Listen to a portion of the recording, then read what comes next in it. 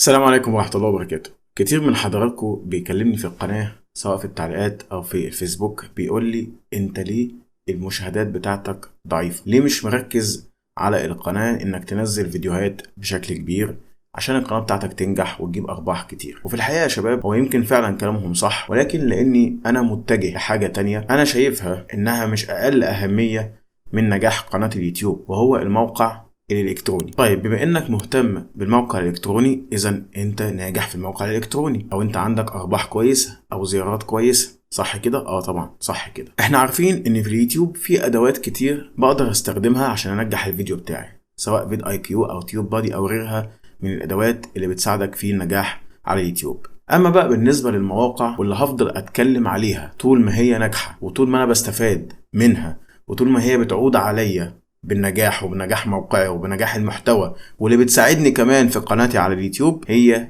أداة الجي ان رانك، أداة كتابة المحتوى المتوافق مع محركات البحث ومع المستخدم، اللي تخليك تقدر تتصدر محركات البحث من أول مقالة تكتبها على موقعك.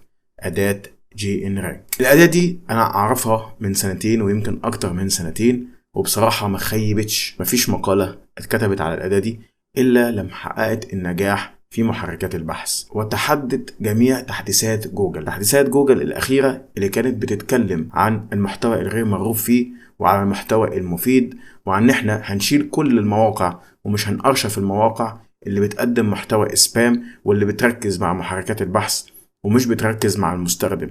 كل المواقع اللي بتشتغل بأداة الجي ان رانك واللي بتكتب محتوى على أداة الجي ان رانك ما تأثرتش بالتحديث، ومش بس كده، لا، ده بدأت تطلع أكتر في محركات البحث. أنا النهاردة مش جاي أقول لك إيه هي مميزات أداة الجي ان رانك، لأن أداة الجي ان رانك مش محتاجة إن أنا أقول إيه هي مميزاتها.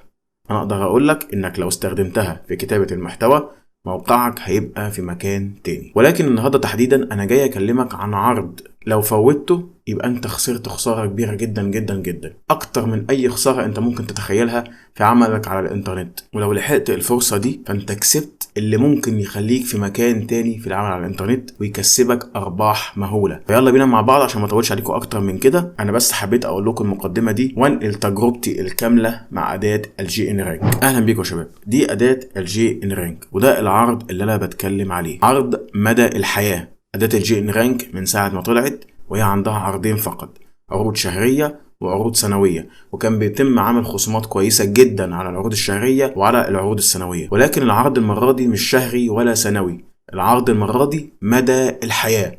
انت هتشتري اكاونت على أداة الجي ان رانك مدى الحياة، اعمل اللي انت عايزه واكتب عدد المقالات اللي انت عايزها مدى الحياة بأسعار محدش يتخيلها. دي الثلاث خطط اللي موجودة في أداة الجي ان رانك حاليا، ويا تلحق يا ما تلحقش. العرض الأول اللي هي الخطة الستاندرد $70 مدى الحياة، $70. الخطة البيزنس $125 مدى الحياة، وخطة الشركات $350 مدى الحياة. والعرض ده مش مفتوح، في عدد محدود للاشتراك في الخطط دي. فاضل 40 شخص في خطة الشركات، وفي خطة البيزنس فاضل 151 شخص، وفي خطة الستاندرد فاضل 184 شخص. يمكن معظم الأشخاص اشتروا خطة الشركات لأنها بتديهم مميزات أكتر، وفرت عليهم مبالغ كبيرة جدا انت مش متخيلها، ان هو هيقدر يشتري خطة الشركات مدى الحياة. فبالتالي السحب والاشتراك في خطة الشركات اكبر بكتير من باقي الخطط. طب ايه هي مميزات الخطط دي يا شباب؟ طبعا سيبك من الاسعار دي الاسعار خارج العرض، عرض جمعة البيضاء. فانا عايزك تقارن. لو انت اشتريت الخطة البيزنس فانت في الشهر هتدفع $53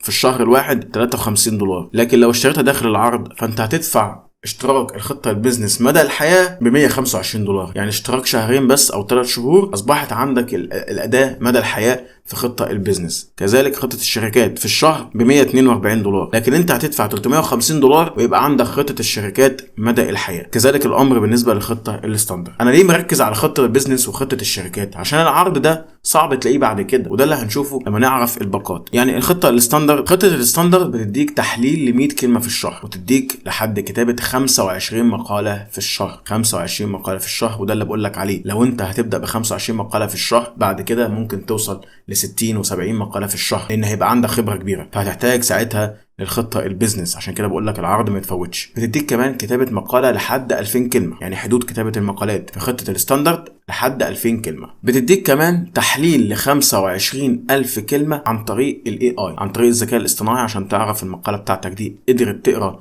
الكلمه ولا لا. كمان بتحلل معاك 100 صفحه، لو انت عايز تحلل المنافس، عايز تحلل موقعك، بتحلل معاك لحد 100 مره في الشهر طبعا. كمان تقدر تعمل مقارنة ما بين 50 صفحة، لو انت عايز تقارن المقال بتاعك بمقال المنافس وتشوف انت مقصر في ايه عشان تبدأ تحسن من ده، فبتديك امكانية في الخطة الستاندرد انك تقارن لحد 50 صفحة. والامر طبعا بيختلف في الخطة البيزنس وخطة الشركات. اما عن الكي وورد جنريتور اللي محدش يقدر يستغنى عنها، اللي بتديك كلمات تساعدك على كتابة مقال قوي، وبتديك كلمات ليها علاقة بالكلمة الاساسية اللي انت مستهدفها، فعندك لحد 50 مرة في الشهر تقدر تستخدم الاداة دي. والكويستشن ماب واللي بقت مفضلة لدى جوجل، ان المقال بتاعك يكون عبارة عن سؤال وجواب. وهنا اداة الجي ان رانك بتديك في الخطة الستاندرد انك تقدر تعمل او تقدر تجيب اسئلة عن الموضوع اللي انت بتتكلم عليه 50 مرة. اما الخطة البيزنس بتديك 150 مرة في الكويستشن ماب. خطة الشركات بتديك 350 مرة. انا عايزك تشوف الفرق والحجم والفرصة والسعر اللي انت ممكن تستخدم بيه اقوى اداة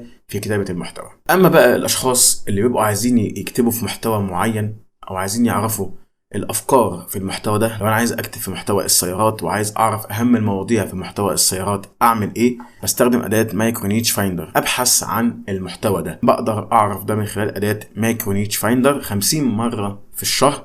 والامر طبعا بيزيد ما بين الخطة البيزنس وخطة الشركات. اما بقى الناس بتاعت الترند اللي بتحب تكتب في الترند، برضو اداة جي ان رانك ما سابتش الموضوع ده واديتك اداة فريش كيوردز، احدث الكلمات اللي بيتم البحث عنها في محرك البحث في الدقيقة وفي الثانية اللي احنا فيها. فالخطة الستاندر بتديك صلاحية استخدام الاداة دي 50 مرة في الشهر. كل الصلاحيات دي بقت شهرية، خلاص مفيش صلاحيات يومية تاني. كان الاول في صلاحيات يومية، لكن دلوقتي اصبحت صلاحيات شهرية. ولو انت بقى اشتريت خطة الشركات او الخطة البيزنس، فانت ممكن تعمل عدد غير محدود من حسابات الكتاب. الخطة الستاندرد فيها كده، ولكن اللي بيميز الخطة البيزنس والخطة الشركات انك تقدر تعمل حساب مدير كمان، تعمل حسابات مدير، مش بس حسابات كتاب. حسابات مدير ان يبقى عنده تحكم كامل في الاداء. انت مثلا واخوك بتشتغلوا على الاداء، انت وصاحبك بتشتغلوا على الاداء، انت ومجموعة عمل كاملة عايزين تشتغلوا على الموقع عشان تنجحوه، فالانسب ليكوا هيكون خطة الشركات، عشان بتديك صلاحية انك تقدر تعمل حسابات كتاب غير محدودة، وكمان 4 حسابات مدراء. حسابات المدراء بيبقى عنده تحكم كامل في كل صلاحيات الاداء. ده كان كل شيء عن عرض اداة الجي ان رانك اللي نازل بخصوص تخفيضات الجمعة البيضاء، اللي انا بنصحك وبشدة انك ما تفوتش العرض ده. ممكن مباشرة تكلم صفحة الفيسبوك الخاصة بالاداة، هتلاقي رابط الصفحة موجود هنا. طبعا انت هتلاقي رابط الاداة في الوصف، وهتلاقي صفحة الفيسبوك موجودة في المكان ده زي ما حضراتكم شايفين. هتفتح الصفحة على الفيسبوك وتواصل معاهم وقول لهم ان انا عايز اشتري الخطة اللي هي مدى الحياة، عشان في عدد محدود للاشخاص زي ما قلت لكم. وانت بتكلمهم على الصفحة قول لهم انا شفت الفيديو على قناة ابو ملك وعايز اشتري العرض اللي هو مدى الحياة، حسب بقى الخطة اللي انت عايزها، الستاندرد او البيزنس او الشركات. قيم شغلك وقيم نفسك، انت رايح فين وعايز تعمل ايه وتنجح، وهل الخطة دي هتكفيك ولا لا، واشتري الخطة اللي تعجبك. وهسيب لك برضو في وصف الفيديو جروب اداة الجي ان رانك، جي ان رانك سيو كوميونتي، مجتمع اداة الجي ان رانك، في كل حاجة ممكن تتخيلها. اي حاجة تخص الاداء، اي سؤال عندك، اي حاجة حابب تسأل عليها، اي تحديثات جديدة بيتم مشاركتها من خلال الجروب. يعني بمعنى اصح الجروب ده هو دراعك اليمين مع اداة الجي ان رانك. اتمنى اكون افدتكم في حلقة النهاردة. لو عندك اي سؤال سيبه في التعليقات. شكرا لكم والسلام عليكم ورحمة الله وبركاته.